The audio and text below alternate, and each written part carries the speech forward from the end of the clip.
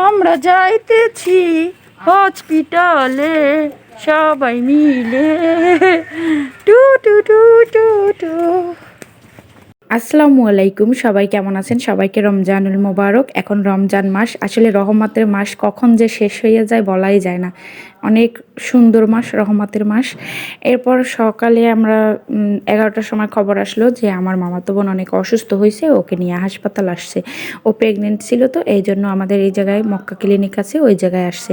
এরপর আমরা সবাই একদম যাইতেছি, আমার মা আছে, আমার বড় বোন, মেজো বোন। তো এই ক্লিনিকে আমরা 6 মাস আগে আরও একবার আসছিলাম, তখন আমার মেজো বোনের জুতা চুরি করে নিয়ে গেছিলো, এই জায়গায় রাখছিল।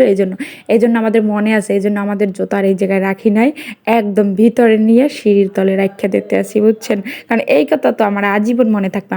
আমার মেজো বোনের একদম সুন্দর যে মানে চামড়ার জুতাটা নিয়ে এরপর ওই একজোড়া রাখে গেছে স্যান্ডেল, বুঝছেন? এরপর তো আমরা ভিতরে এসে গেছি।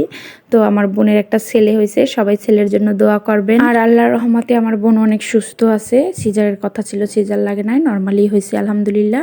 আর এই যে ছেলে অনেক সুন্দর হয়েছে আলহামদুলিল্লাহ, সবাই মাশাআল্লাহ বলবেন। আজকে এই পর্যন্তই, সবাই মা ছেলের জন্য দোয়া করবেন। আসসালামু আলাইকুম।